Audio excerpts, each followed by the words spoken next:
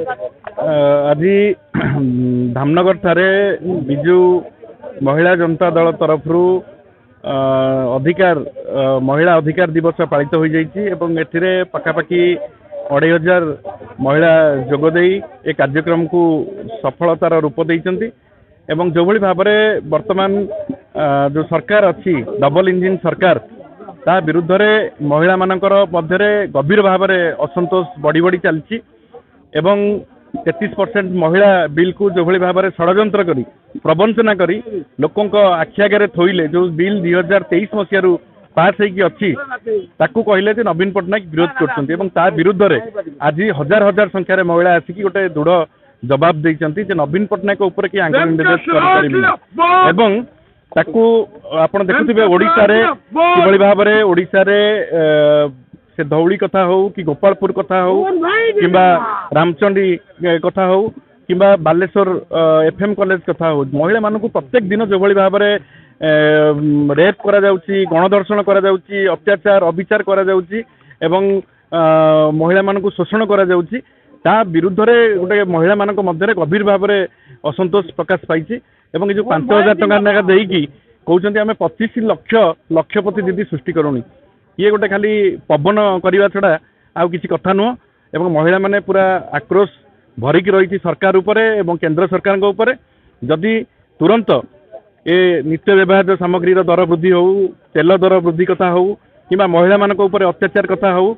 कि महिला मानकू न्याय दबा कथा हो सबू कथार जदि महिला मानकू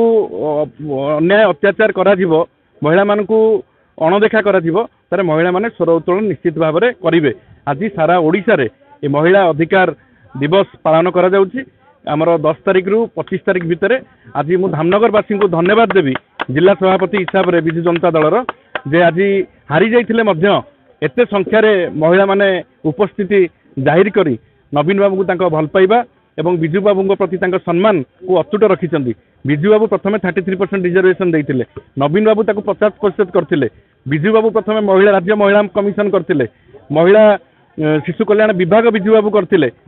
तेणु जोटा भारत वर्ष रे केबे हेइ नथिला नवीन बाबू विजु बाबू महिला मानक पई करिसंती एवं 2018 मसिया रे आमे सेतेबेले विधानसभा रे पास करिकि पठैथिलु दिल्ली को जे दिल्ली रे एवं 22टी राजनैतिक दल एवं 22टी राज्य को नवीन बाबू पठैथिले मंत्री मानकु जे महिला बिल को तुरंत विधानसभा एवं लोकसभा जो 33% रिजर्वेशन बिल को लोकसभा रे पास करबा पई एवं 2018 मसीह ये उद्यम नवीन बाबू करथिले तेणु मिछ कहीकि प्रवंचना करी नवीन बाबू को छवि को मलिन करने को चेष्टा करुवा बीजेपी आज निजे गातरे निजे पड़ी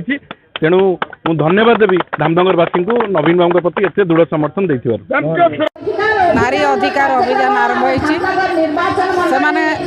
अधिकार जाहिर करने चाहते जो भाई भाव में विधानसभा 147 सीट अच्छी से 33% दि जाऊ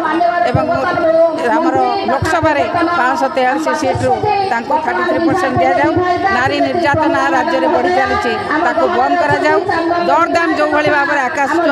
छुआ बंद करा जाऊ महिला माने नित्य व्यवहार जिनस कि भाव में भल व्यवहार करी सुस्थ समाज भितर सुस्थ मन भितर सुस्थ परिवेश भितर रही से कथा करा जाऊ यही अधिकार पाई आम आज प्रत्येक निर्वाचन मंडल में नारी अधिकार अभियान आरंभ करूँ आपण मान माध्यम अनुरोध करी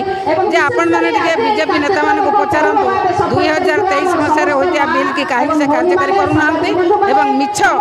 जन आक्रोश कथा कही मिछरे बुलूं मिछ प्रचार कर मिछ बाजा बजाउछन्ति ये कथा साधारण लोक जानीगले मिछ धरा पड़गला साधारण लोक एवं नवीन पट्टनायक पछरे संकोचन पछरे विजु जनता दल